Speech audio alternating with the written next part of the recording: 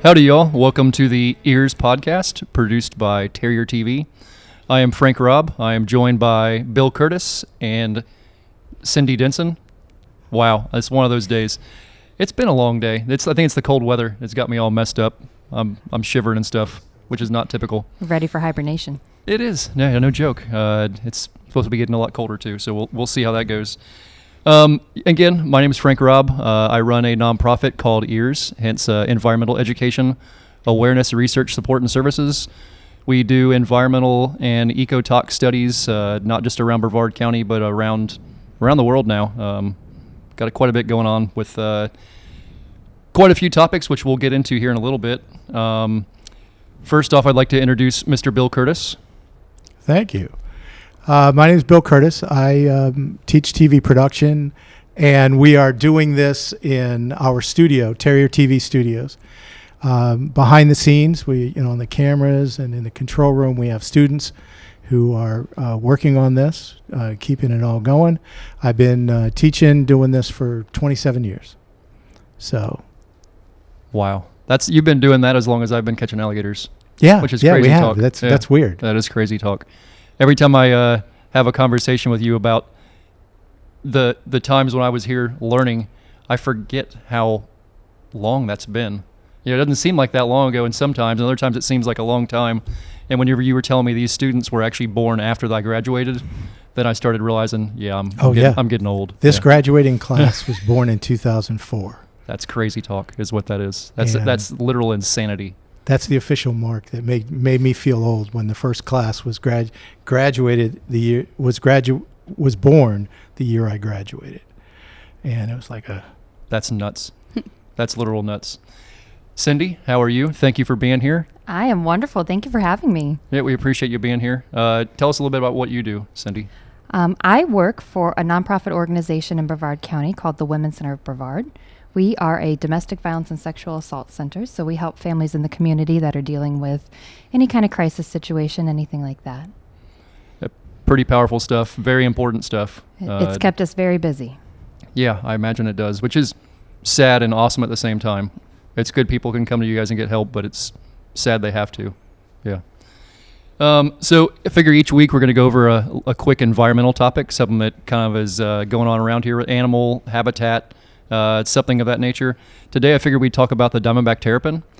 It's probably at this point one of the probably three most endangered species in the Indian River Lagoon system. It's a blue turtle. If you ever see it, it's pretty bizarre. It's not a turtle, it's not a tortoise, it's a terrapin, which old school terrapin means turtle for food. And we always used to make a joke, they do come in their own bowl. It's sad to say that, but that's a bad turtle joke, super bad turtle joke.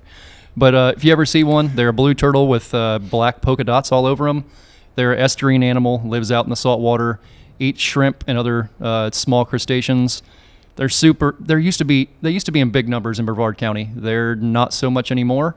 That's due to a lot of things that, again, we'll be talking about here shortly, that's affecting wildlife and everything else across Central Florida, and especially the Space Coast. So, where in the lagoon do you find them? I've lived here my whole life, which I won't say how long that is.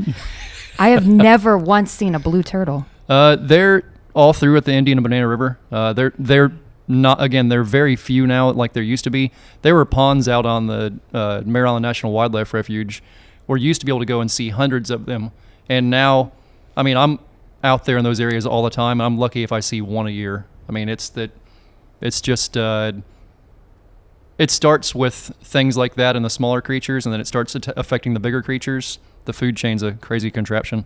But it's used to see them in pools a lot on Cocoa Beach too. They climb out of the salt water, get in the fresh water, kind of rinse off like an alligator will, and they're just not around to see anymore. Pretty sad. If you see one, you'll know it. You see a blue turtle, you'll know what's going on. But yeah, just not something you see much of anymore. So yeah, the Diamondback Terrapin. Figure we didn't introduce our guest, Mrs Stel Bailey. Thank you for being here. Thank you for having me here. Tell us a little bit about you, Stel. Well, I am the executive director of Fight for Zero, which is a nonprofit organization. I'm also a national leader in the National PFAS Contamination Coalition, and I'm a community liaison for the Academy of Sciences. And so I work in environmental health. And I don't know, what more do you want me to talk about more than that, or just the introduction there? Do you guys want me to start with questions, or do you guys want to go with some questions? Yeah, go ahead. Okay. Go ahead, you go. So tell us a little bit about the studies you have going on here on the Space Coast right now. Right now, I have a 3-year study with the University of Florida, and we're tracking these chemicals called PFAS. They're known as a forever chemical. They don't break down. They bioaccumulate in the environment, and they're in all of our blood for the most part. They were used in firefighting foam out at the Space Center and through the Department of Defense, and we're finding it throughout the lagoon and in wildlife's blood. And so what we're doing is we're seeing how it's basically moving through the Indian River Lagoon. So that's kind of how me and Stel met originally. I've done a lot of those same studies for years with the American alligator.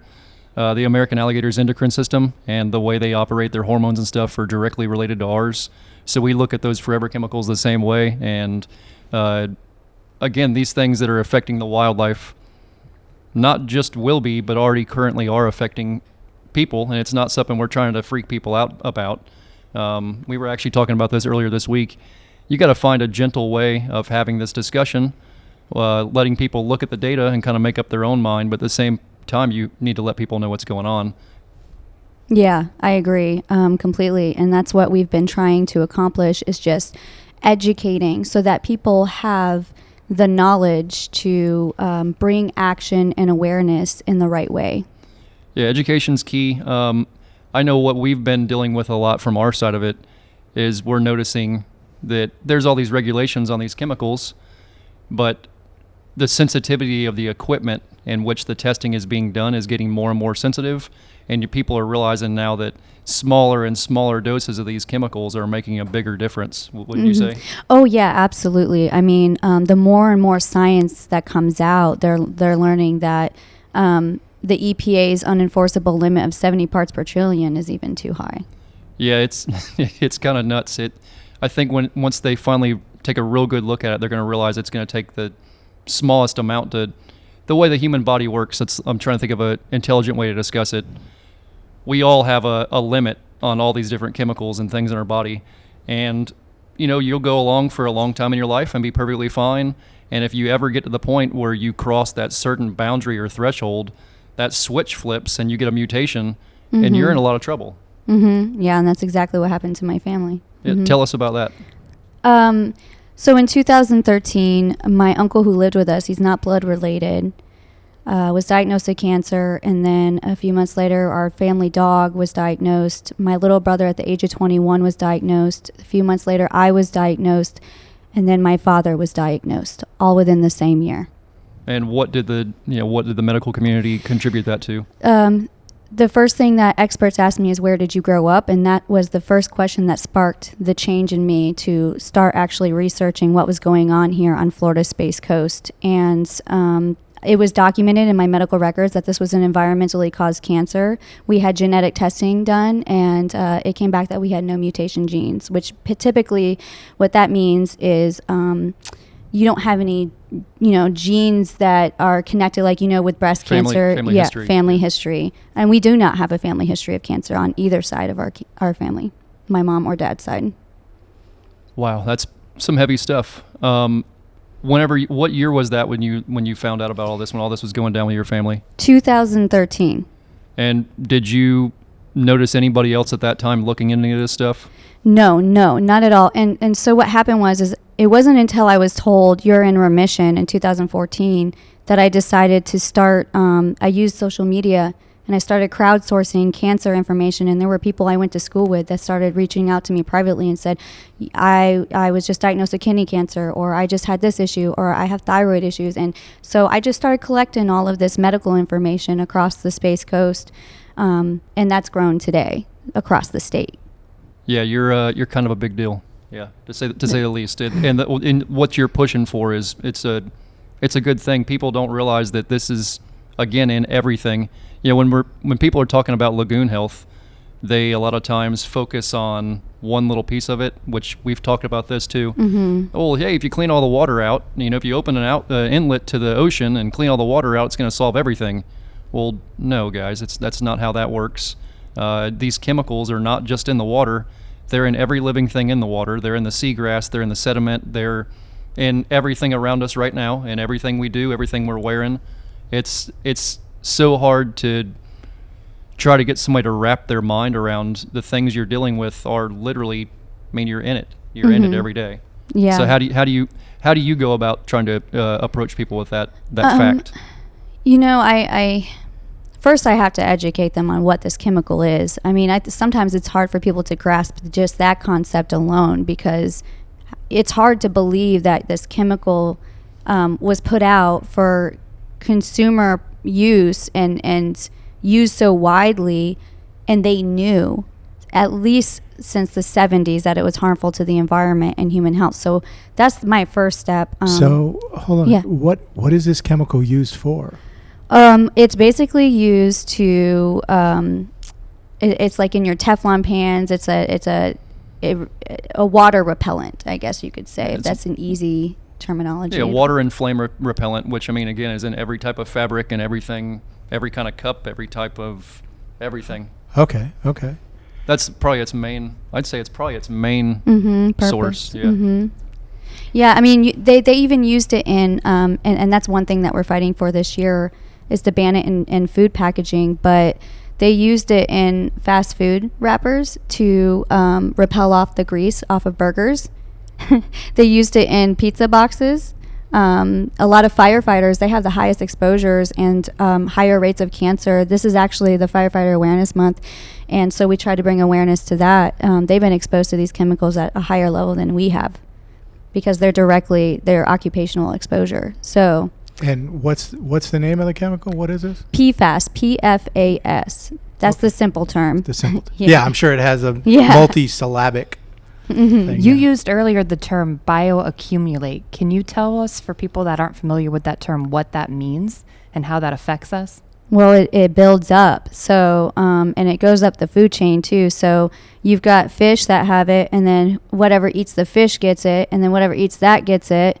And so it just keeps accumulating. I try to break it down so it's simple so people can understand. And it's the food pyramid. Yeah. It's the food pyramid. And just like the food pyramid, it all goes to the very top. Apex predators, which we are, What's the reason it works with sharks? It works with alligators. It works with people. For exactly what she's saying, bioaccumulation. You go to that animal that's at the top of the food chain, and there you can find all your answers right there. There's your file of information right there if you want to sample from it. Pretty neat stuff. Saw an article this week in the Florida Today about the manatees, and they were worried about the seagrass and the chemical being in seagrass. Now, you do studies of the chemical levels? I'm actually working with that exact UF team. That's the team I'm working with, and we connected because I had brought awareness to their manatee study where they found these chemicals before this report came out publicly. They already were on it. These scientists usually know what's happening before, and they fall in deaf ears, So I've been elevating scientific work and making it to a way that the community can understand it and be able to do something with it. Because a lot of times they do these studies and they just sit online and there's nothing done with them. So you say do something with it. Mm-hmm. What do we need to do? Oh my goodness, there's so many things we can do. You could be contacting your legislators, and you could be asking them to get safety limits set in Tallahassee, which we have 4 bills right now introduced for PFAS alone. So we've had the community step up and write our leaders and tell them this is an important issue to us. We don't want to be poisoned without consent. We didn't know these chemicals were in our environment. And so that's just one of many ways they can help share the knowledge with their family and friends, and help us with citizen science. That's so important, to go out there testing and to get back the results and collecting the data, because this is about our future generations. For somebody like me and my family, it's too late now. We already had cancer. Our health is affected, and I will be dealing with this for the rest of my life. What citizens science projects do you guys have going on right now? So we've been out in the field for the past 2 weeks helping report deceased manatees that have been found to FWC. So we have citizen scientists out in the field helping with that and collecting water temperature, dissolved oxygen, and different things like that. So they can volunteer to do the manatee work with us. They can also volunteer with the UF project, going out and getting PFAS samples once a week. And they usually commit for 3 months. You have some fish sampling going on still too, yeah? Yes, that too. They can also volunteer. We work, partner with Orca, and they're dissecting fish and then analyzing them to see how the toxins are transferring to the fish. That's something we did for quite a long time. And to answer, I think, one of your questions, Bill, as scientists, that's what's so interesting about what Stel does. As scientists, our job is not to go out and publish the information like Stel is able to do. Our job is to publish it in a journal or whatever, but our job's not to keep going, hey, look, I did something fancy, check me out. Our job's to put the data out there and then let people who are interested, like Stel, take that data and go somewhere with it. It's not our job to kind of toot our own horn. It's our job to put the data out there.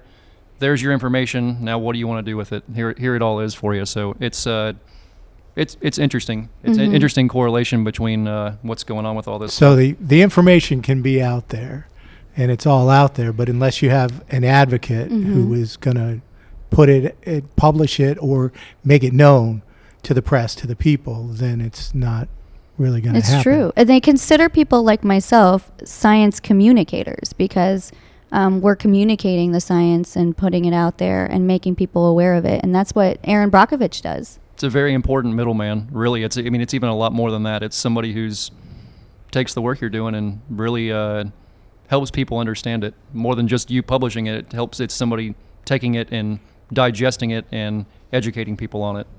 Putting a face on it. True. Yeah, absolutely. What do you think the other major issues facing Brevard County are currently right now, other than PFAS? Oh man! If you had to narrow it down to your top 2 or 3, what do you think they would be? It's difficult when you're in this work and you see so much. Yeah. I would certainly say we need to get a hold on the sewage pollution issue. Phosphates. The phosphates. Yeah, nitrogen and phosphate. Yeah, we have to get it. We got to get our stuff together when it comes to the sewage pollution. We used our lagoon for many years before the 90s just to dump directly into it, our sewage. Oh, Large water bodies, yes. No, I grew up, Yep. I came here in 1976, and I was in Satellite Beach, and every house on South Merritt Island dumped their sewage directly in the river. And it was a mess. I mean, a visible mess. I mean, I think, we've definitely gotten further and better about it, but it's still an issue till this day. I mean, and the thing that people don't understand, and we've talked about this before, is that it's multiple issues. It's not, a lot of people want to say, well, it's just this or it's just that, and it's multiple issues. And unless we address the source of pollution, all of these amazing projects that are being done across the county, they're just going to be an endless cycle, because you spill another 7 million gallons into the water, it's just going to take away everything that they just did, dredging, putting in the oysters or planting seagrass, for instance. That stuff cannot thrive if we continue to pollute the water. Yeah, the things that are going on right now, it would literally take every source of pollution stopping, immediately, which would mean everybody on the Space Coast getting on board with the same program, would you not say? All the industrial areas getting on board with the same program. All of our sewage plants being upgraded where they're not overflowing all the time. It would take so much, not to mention the stuff that's already there. It would take, if everything stopped right now and all the projects that were going on continued, how long do you think it would take? I mean, I don't want to be the gloom and doom guy, because this is a positive podcast, but at the same time, people need to understand the things that are going on in our local environment, and the truth needs to be there, and you're giving it out. So yeah, well, even with the efforts they're doing now, they're saying 20 years at least. So But you know, I keep fighting. People say, True. why don't you move? If it's, I'm like, because this is my home. This is where I grew up, and this is where my kids are growing up, and this is their future, and that's why I fight so hard. And I think that if everybody did what we did and just cared and started using their voices, we can actually turn this thing around. I think people have lost hope, and they feel like, well, there's nothing I can do anyway. The cities do whatever they want, but that's not true. It's just simply not true. Yeah, if we can get everybody together and with the same mindset, or even, you know, a high 90% people, it shouldn't be that hard. It's not just you. It's your environment. It's your kids. It's future generations. If you can find a way to pull everybody together, a difference can be made. And that's why I work so much with the kids. I have them involved with the citizen science aspect of it, because I'm like, listen, we're handing this off to you. I'm sorry that we did this to you, and that our parents, grandparents kind of contributed to this issue too. But that's okay. We can turn it around. You got anything, Cindy? I do. I have a question. Going back to the PFAS, I know you said that they're forever chemicals. They don't break down. Once they are in the environment, do we know of anything that we can do currently to get rid of them? Are there mitigation efforts that we could be lobbying for, demanding? Or are we at the point in science where we're still stuck? Once they're there, they're there. Well, I mean, obviously the first thing is to stop using them. But yes, there is good technology coming out to clean these chemicals up. I mean, of course, we don't want to take away from the message of let's just stop using them and damaging our ecosystem. But there are options out there to clean it up, and there's various different ways to do that. And there's scientists currently, as we speak, working on it. Yeah, I think it's very important to let people know that that there's people like us that are out there in the field every day working on things like this, trying to make a difference.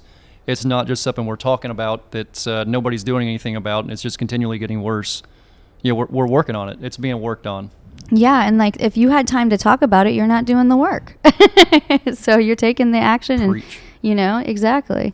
So where do we go to learn more about what you're doing and what kind of studies you're working on, and where do we go to more to learn about Fight for Zero? You just go to fight, the number 4, and then spelled out zero.org. And all of the information, we're currently updating it as we speak for the new year, trying to add more information, education, interactive maps that you can click on. And the University of Florida is about to release next month their interactive map of the sampling we've done so far. Big goals for 2022? Oh, big. What are your top couple big goals for 2022?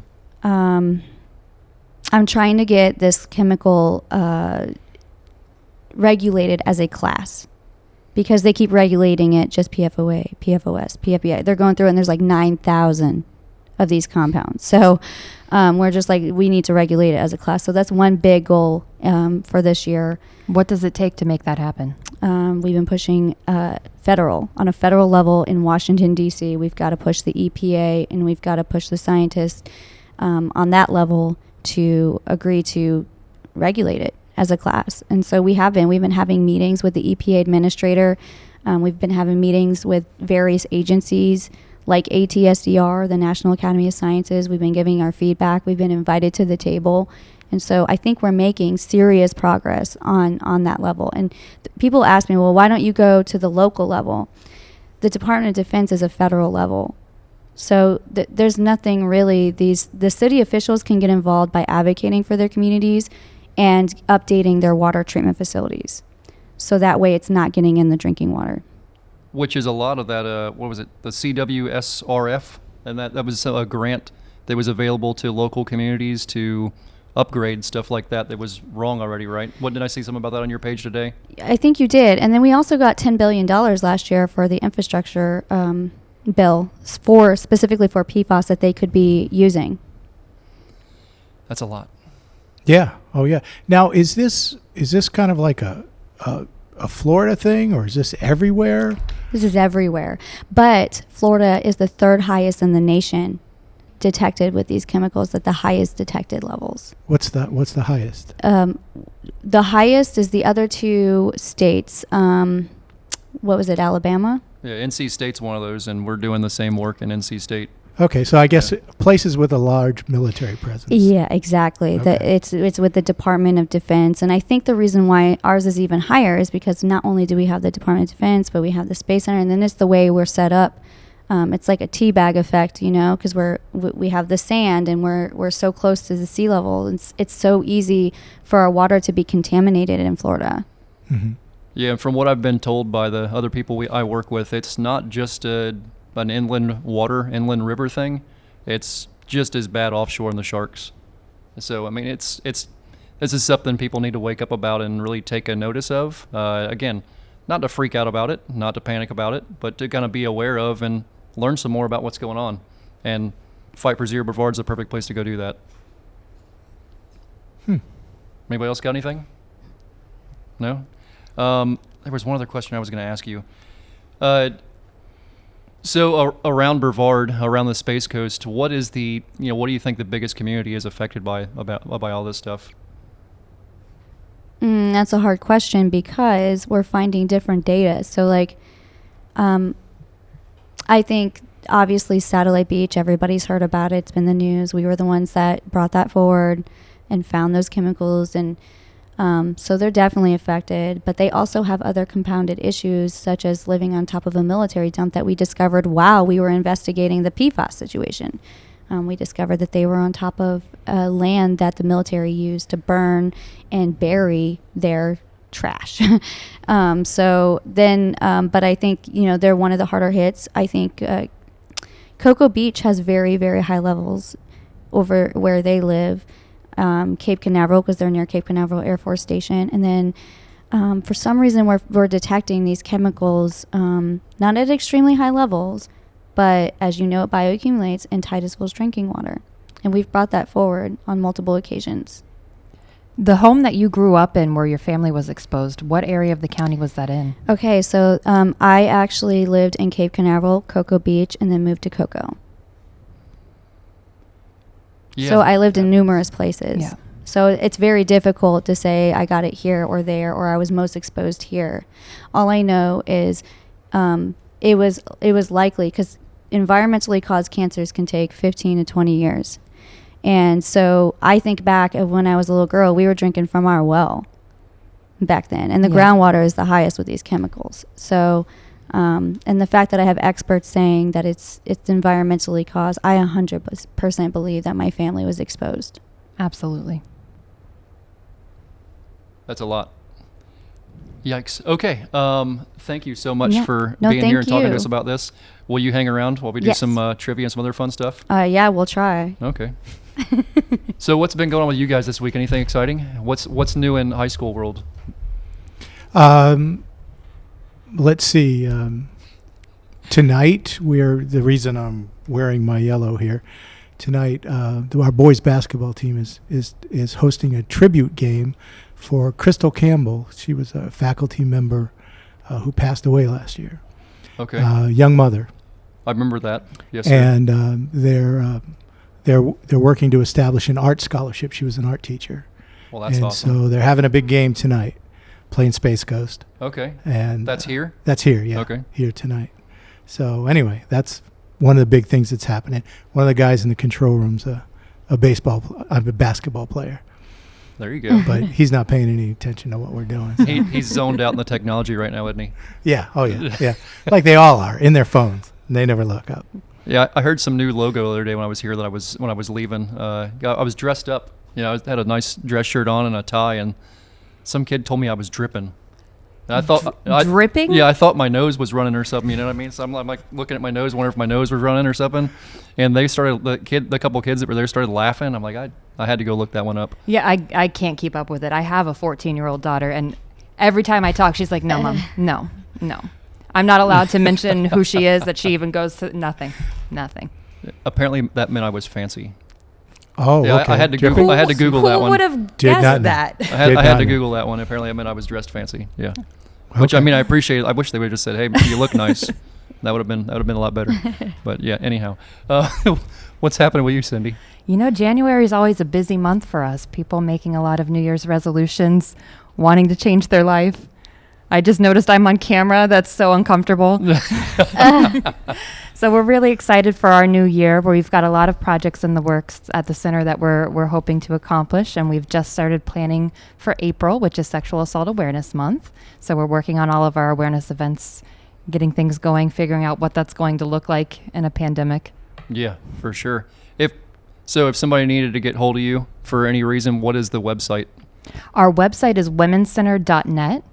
And we also have 2 crisis hotlines. We have a domestic violence hotline, which is answered 24/7. That number's 321-607-6809. And we also have a rape crisis helpline that's also answered 24/7. And that number is 321-784-HELP. And it's kind of important for people to know too. I think that even though it's the Women's Center, you guys are there for anybody that needs you all. Absolutely. Our name was founded in 1975 when our company was started by a group of women who thought at that time, hey, we're tackling women's issues. We are 100% aware today that these issues affect everyone, men, women, children, it doesn't matter. We're here for anyone. That's epic. Thank you for what you do. And yeah, still thank you for what you do. Bill, thanks for letting me harass you as a kid. Yeah, so let's get into some trivia. We got some. I got some Titusville. course. I got some Titusville trivia. If This is gonna be good. No, Yeah, I'm see if not this good at this trivia. see if this can wreck anybody's minds. Anybody know what year the city of Titusville was founded in? Did I hear it from the other 30s? room? Yeah, did they yell? Did somebody in the other room yell something? What do you guys got? You got a number? I can't hear them. She's saying 18 something. It's 18 1885, isn't it? It was 1867. Oh, 67. She- that's right. she So got it- it. Yeah, She was, got She it. was right There there you on go. it. That's pretty crazy. How did you know that? She knew that. Yeah, that was nuts. Because wow. she's a student and Yeah, she's smart. studying. She's smart. She's super smart. Any idea who Titusville was founded by? Anybody know his name? Henry Titus. Come Yeah, on. yeah, man. Colonel Henry Titus. Yes. They are And doing a great job in there with the answers. You know what his wife's name was, right? No. Mary Hopkins, after Hopkins Avenue.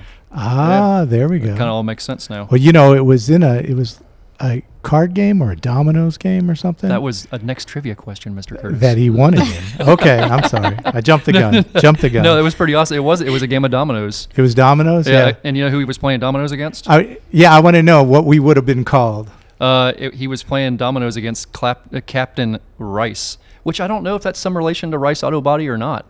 Don't know. I don't know. Could be. I don't know if that's maybe that's a long family that's be. been here for a long time. Family or has been not. here for a while, yeah. Who knows? I don't know. Yeah, a game of dominoes. Yeah, that's dominoes are pretty fun. I have to admit. You ever played dominoes? Oh, yeah. Dominoes. No, oh. I have not. You Man. never played dominoes? No. How's that happen? My parents are so addicted to Dominoes. Really? They play Mexican Train, and every time I go down to see them, we got to set up the table and we got to play Dominoes. And my mother keeps track of how many times each of us has won. And right now I'm leading. What, So there's I like never a hear the long end of going, it. There's like a long Oh yeah, going thing? no. We've been doing this for a long time. She has tablets set And aside with just that information? She keeps a pad with just the games with my father and her and myself, and she keeps track of all this stuff. So yes, I have played some dominoes. That's Oh a my dedication right goodness. there. How many years does that go back? Probably Next episode, we need to see this. We need to see probably a like- copy of this tablet. like about 4 or 5 years, I think, Oh, okay. that we've been doing this. No, you put the whole Since the family on pandemic. here and say who's the best at it. Ooh, that's a great one. Yes. Oh, there you go. Yeah. There you go. We have- They'll all tell you it's me. Yeah, we have mom call in and ask her outright what's There you going go. on. You can Yeah. do that. Yeah. Okay. Maybe we can pull that off sometime. Yeah, I didn't start playing dominoes until probably my 30s, which I'm old. Because I'm out of my 30s now. This is all hitting me at once. Are you really? It's like a midlife crisis. Oh wow! Right here in the studio. On camera. This just happened. Anyhow, Titusville's first post office was in 1859. Any idea where it was built? No I don't clue. know. It was at Sandpoint, right there at Sandpoint I was Park. going to say downtown. Yeah. Just the Park, okay. Yeah, Why yeah, didn't right, I say? right there at Sandpoint. The first railroad station was in 1892. You know why that's actually important to this place? The Why? first steamer pond was right across from the library, literally right there. the pond is still there. Oh yeah. Yeah, there's a Yeah. steamer pond that used to fill the steam trains up, the steam locomotives up. I know that because occasionally alligators walk out of that steamer pond and walk over in front of the library and wander around in front of the library all the time. They also go through a culvert and end up in our retention pond in the back of the Wise building. Yes, sir. I've crawled that from the river. I've crawled that from the river to Hopkins, and things I shouldn't say out loud. There are so many alligators underneath this place, it'd probably blow your mind. Oh yeah, no, we had in the morning. The assistant principal was holding an alligator by the tail. Yeah. It was just a little 4-footer, 3-4-footer, and he was out in the bus loop as students are getting off the buses. He's holding this alligator there, and they're getting off the buses, and that was back in the 90s. Back, when it was like, oh well, he's got an alligator, so what? Pretty much, yeah. Things that happen. Things Now that happen parents in would be Titusville. picketing Oh outside the yeah. school. Yes, that teacher would have probably got fired at this point. Oh, that was an assistant principal. So Oh, yeah. Well, No, he would have had to. Yeah, that wouldn't have been good. Yeah, I've had to crawl that before. Not crawl it. Actually, that pipe's it's a big pipe. You can kind of duck walk it. And one of those things you get through, and your legs and your back are killing you the next day. But there's a lot of lizards down there. It's a good time. So first airport between Miami and Jacksonville. Take a guess. Sanford? I don't know. Dunn Airport. Airport. Dunn Airport. Dunn How old Airport. is Dunn? Dunn? Really? It was built in 1927. It was there for airmail services between Miami and Jacksonville. That's where the airmail guys would stop and drop their stuff off. To me, that blew my mind. Like 1927? That's Yeah. crazy talk. Oh, I had wow. no idea that place was that old. Weird ones. Dummett's Cove. Any idea why that has a big name to it? Over on Mare Island, everybody never heard of Dummett's Cove? Never. It's straight across on the Maryland National Wildlife Refuge. Mr. Dummett, who lived in Titusville, was actually the father of the orange grove. He was the first guy to build orange groves. Really? Nice. Yep. There's a street. There's a Dummett Street in town. Somewhere. Somewhere. I've heard that before. The Indian River all the way down to Pine Island and across. All this used to be called, any idea what it used to be called? It used to be called something else besides the Indian River. I have lived here my whole life and I don't know any of this. Yeah, if you look at old maps, feel it was like called I- something else. It I was don't- called the Bay of something. The Bay. Yep. Yeah. Named after something in France, actually. A pretty famous bay in France. Don't know. Why do I feel You're like I stupid. know this and I just can't think of it? It was the Bay of Biscay. Biscay, that's Yep. right. I've seen Have old. you I've seen seen that? old Yeah. documentation with it. This area was all a Spanish land grant. Any idea what that Spanish land grant was?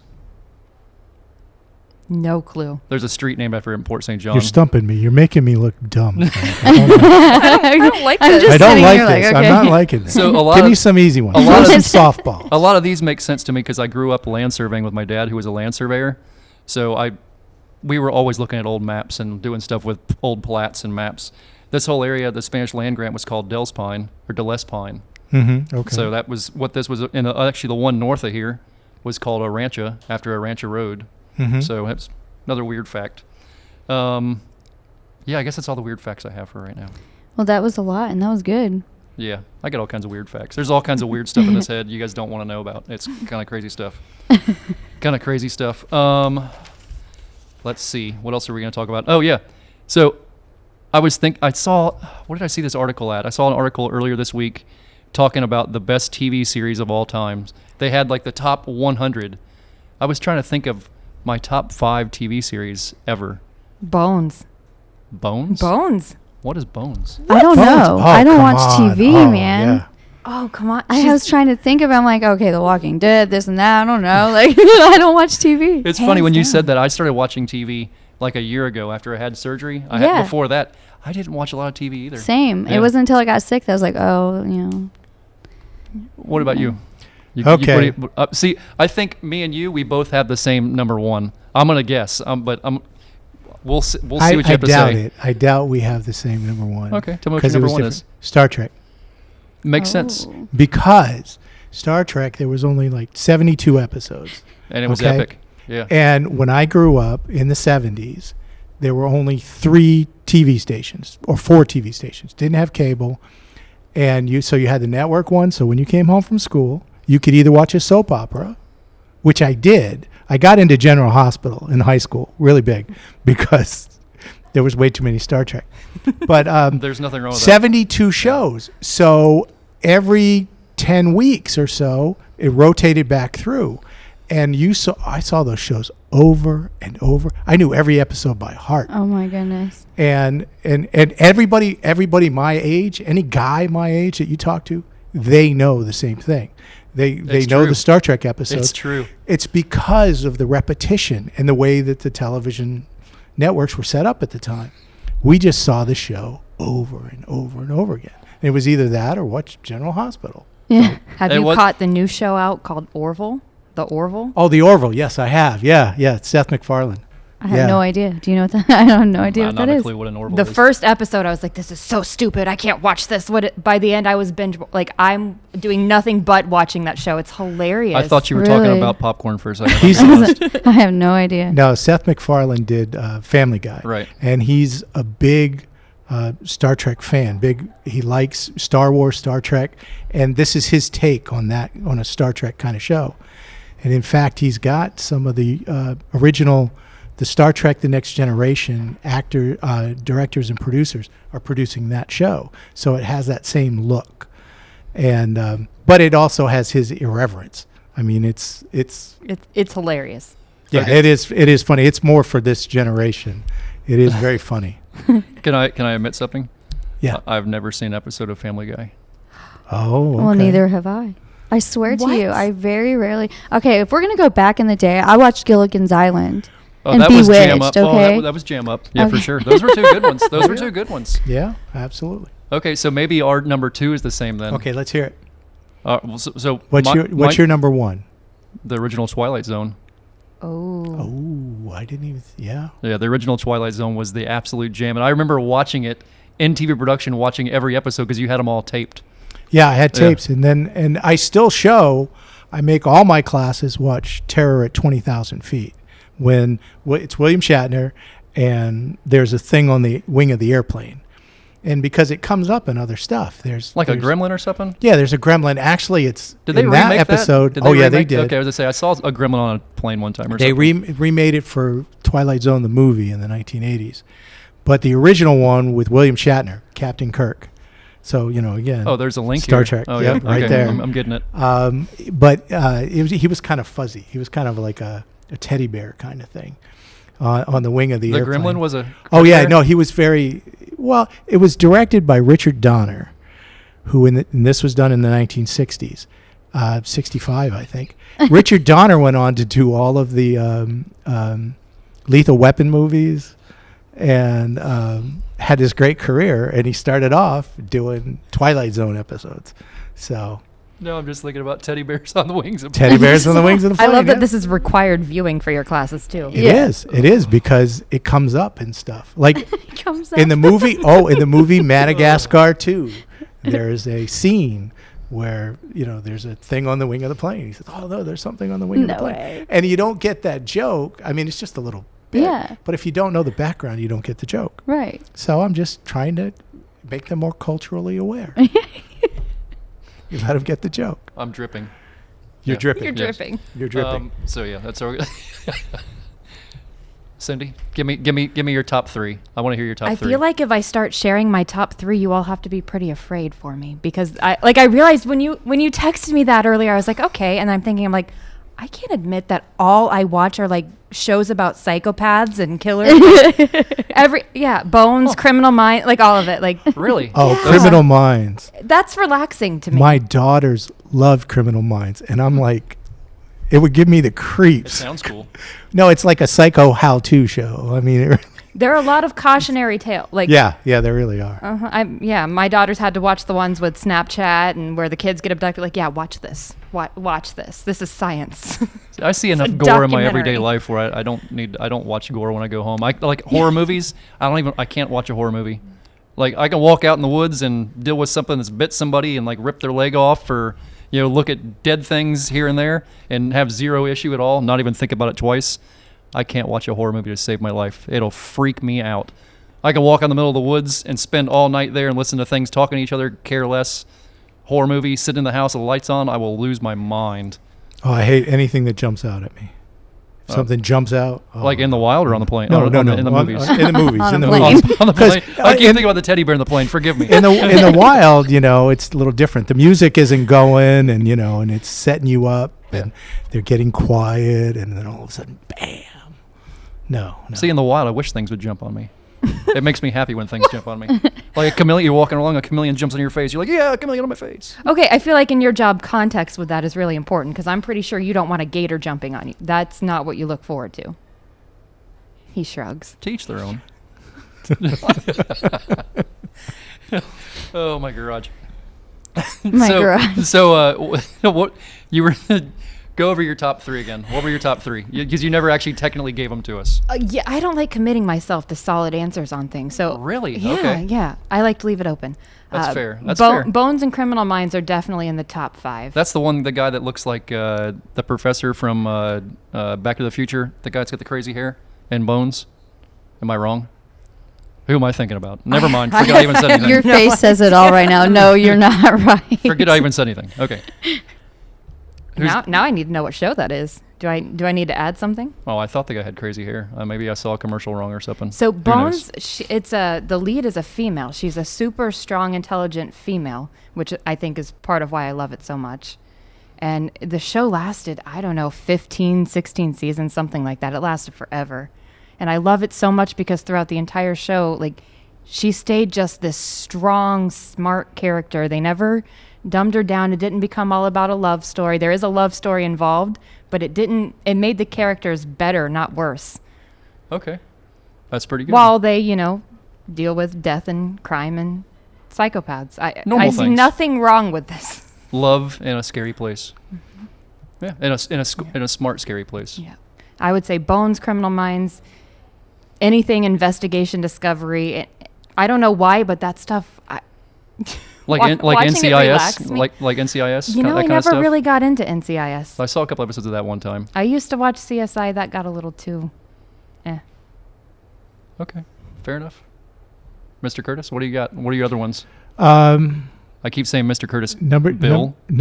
Yeah, Bill. Bill. There you go. Bill. Bill. Number 2 is Lost, and that might be before you guys. No, I saw Lost. Lost was I actually watched that. the show when it was out. It was if you ever get a chance, it's on like Netflix, and it's a great thing You would enjoy it. to you would actually enjoy it still. to binge watch, because there were I think 5 or 6 seasons, and it's just a really good show. Good character development. You actually care about the people, and it's an interesting situation. So in our case right now, are we the others, or are the people in that room the others? Oh, they're definitely the others. They're the others? Yeah, Okay. they're the others. They're the others. Copy Yeah. that. They have no idea what we're talking They about, have so no it's okay. idea. Yeah, no, they do. They can hear. Now they're paying attention. Well, they have no Right. idea what the others are, so it's okay. That's true. They don't know that. They don't know that. They said they do. Oh, they know the show. They They know know the show. everything. See, in See? real life, I They feel like I'd be do. another. I They feel like have a I'd lot be of one of free the others. time. Yeah. Do they have a lot of free They time? have a lot of free time. What are your other ones?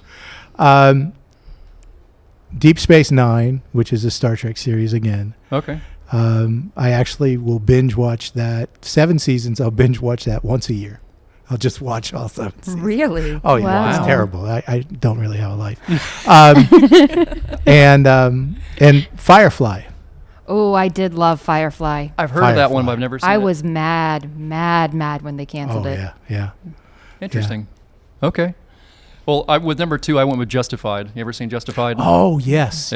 Timothy Olyphant at his finest. Yep. Mr. Timothy Elephant, because Olyphant is Dutch for elephant, so I always think of elephants, but not always think of elephants. In that case, I think of elephants. Still That sounds strange. to And say it out who loud. was who played the bad guy? Who was the guy? Walter Goggins. Yes. Oh, he is so good. Yeah, he is. Yeah, He is so He's a good. great good guy or a great bad guy. Yeah. It's Oh, rare yeah. people can pull off both, because Mhm. usually you're one or the other. The Alfred Hitchcock Hour back in the day. Remember that one? Okay. Yeah. I used to see reruns of that too. It was pretty epic. One of the first scary people. You know what I mean? It made, if you call the birds scary, a bunch of birds, I just laugh at a bunch of Oh. birds pecking at me. But I am absolutely terrified of birds. Really? So is- Terrified. So was my grandmother. I mean, if I had a pet bird, she wouldn't come to my You house. know, my sister's terrified of birds too. How'd that happen? Little birds are fine. Like, I love cardinals. I love, like, little bluebirds. What size does it change at? Any bigger than that, basically. Okay, take owls. Look at owls. Why can they turn their head? Why? They can turn their heads. Come on. How is that not scary? I got attacked by a parrot when I was like 10. I don't maybe think that's that what it helped. is. That's usually Okay. what happens Yeah. is you get attacked. I mean, I worked in a place one time where I don't know what the bird was nesting, but from the front door to your car, you got dive bombed by this bird. Probably mockingbirds. And Probably yeah. mockingbirds. I yeah. mean, and that happens, and that'll set you back. It was a friend's parrot, and I can't say what it would say when it attacked you. Remember its because name? This is being recorded. It would say a 2-word phrase to you while it was attacking you. They would call you a name. Oh, it was dropping. Maybe we shouldn't go Yeah, into. okay, well, we shouldn't Yeah. investigate Okay, yeah, this. this- We should just take it walk at away from that. While it. it's attacking me, it's yelling this phrase I can't even say at me the whole time. Like, yeah, I'm. Wow. No, I can't move That past would be that. traumatic. I I would. can't yeah. move past that. Yeah, that would do it. I would have just went ahead and killed that bird. Yeah, like no shame at all. Just sorry, your bird's and 2 pieces over there. So it's funny you talk about cardinals. To go off on a tangent, other day I grabbed a couple of cardinals off a lady's back porch. It was a neighbor. They had a couple of cardinals that were stuck on the back porch, and I grabbed this cardinal. And I've played with a lot of birds. You know what I mean? In the different research I do, I come across a lot of birds. I've never been bit by any of the birds that I've been trying to help. I grabbed this cardinal. This thing latches onto my thumb. I wanted to scream for help, but I'm like, I'm already look like an idiot because I got a cardinal stuck on my thumb. Like, leave it alone. Leave it alone. I reach and grab the other one because it can't get any worse. That one grabs onto my other It thumb. got worse. And you would never believe a bird that was so small and gentle looking could bite so hard. That was traumatic. Yeah, I'll never feel the That same was way about traumatic. cardinals ever again. Like, I always look at them and go, "Oh, look, it's a cardinal." Okay, so Yeah, I have never this. again. I have this Never. picture. You have a cardinal in one hand and a cardinal in the other hand, and they both have your thumbs. Now, how did you get them to release? Literally, so I had them like this, holding them. I just held them like this, and they're hanging off my thumbs, and they would not drop off. I'm praying. I'm like, Lord God, please, Lord, please let these cardinals let loose. Please, I can't take a whole lot more of this. I'm like, these cardinals need, I can't reach for any kind of help or anything, you know. I'm like, what's a knife going to do for me? I'm not going to kill a cardinal that's biting me. It's my fault for grabbing it in the first place. Eventually, one of them let loose, and I was like, oh, dear goodness gracious. And I grabbed a pencil in my pocket, and I started prying the other one's beak, and he finally let loose. And I was like, dear goodness, man, never again. And it was 2 male cardinals at that, you know. So I'm like, well, maybe the girls aren't as mean, but who knows. But anyhow, that was rough. I mean, it was rough. It was traumatic. I agree with you. I will never ever feel the same way about a cardinal ever again in my life. Cardinal's supposed to be a peaceful animal. Mm-hmm. Yeah, so much for that idea. Well, you reached up and you grabbed it. I mean, come on. What's he supposed to think? I didn't get super grabby, but I did, technically speaking, grab him. You know, it's usually with snakes, if you get grabby, you get bit, and which is cool. I mean, that happens. You got some. You'll be like, cool. hey, look, I got bit by a snake. It's All that cool. blood right there, that's from a snake. Check that out. The cardinal, you're like, it didn't even leave a mark. You just feel like an idiot. You know, you got this traumatic inside pain, and I guess you're right. I guess telling a group of people you got bit by a snake, Yeah. it's a lot different than saying, yeah, I got attacked by a cardinal. Yeah, exactly. check out this big here horseshoe in my hand. It's bleeding everywhere. That's from a big old snake. You know, tell the story. It makes you get a lot more carry from that for sure. Yeah. Anyhow, I finished out with Columbo and The Simpsons because The Simpsons are pretty solid. Columbo. Columbo was pretty Oh, epic. I forgot Columbo. Yeah, if you guys haven't ever seen Columbo from back in the day, he had like a wandering glass eye. You ready for a little trivia question? Tell me. First episode of Columbo. Who directed it? I think it was Alfred Hitchcock, wasn't it? No, it was somebody like that, though. It was somebody famous. Steven Spielberg. Steven Spielberg. Okay. Yeah, there you go. He Okay. directed the first episode of Columbo. And Interesting. it was Columbo. He would put himself off to whoever he was as a bumbling idiot. This is like your murder mystery thing that you like. This is right up your alley. Oh yeah, yeah. And he basically You would like this pestered too. It's old the school. main suspect till they finally just said, "Yeah, it was me. Leave me alone." Pretty much. Yeah, I he would actually just. kind of appreciate that approach. Oh Lord. Oh, Lord. Well, I finished out with Columbo and The Simpsons because The Simpsons are pretty epic. appreciate that approach. Yeah, he would just. I actually kind of appreciate that approach. Oh Lord. All right. Anybody else have any events or anything going on? Still, you got any events coming up? I mean, we have some virtual meetings with UF, with the community, if they want to ask the scientists and stuff some questions. But Where would they go to find that? It'll be posted online, and then we'll also post it on the website. On y'all's Facebook? Yeah, Facebook. Which is? Fight for Zero Brevard. Okay. Yep, I'm on there. I haunt the place all the time. Yeah, we had a lot of action going on lately. You guys are missing out. Yeah, I think somebody got upset with me on the other day. I forget what it was exactly about.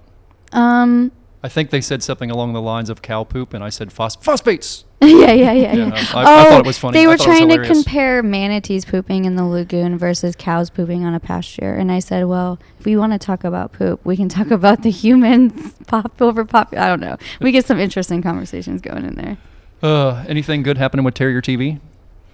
No, just this is epic, by the way. We do our daily show. This right here, this is very exciting. I think the kids are excited about it. Other than our cameraman here, who seems to be pretty bored. But other than that, he's zoning out for a minute. But yeah, so the plan is to be doing this program once a week. Mm-hmm. We're gonna do plus or minus, a little bit over, a little bit under an hour each week. Try to bring you some new exciting guests each time. Some new interviews. I'm super happy Stel was able to start this off for us. Cindy, what's going on with you this week?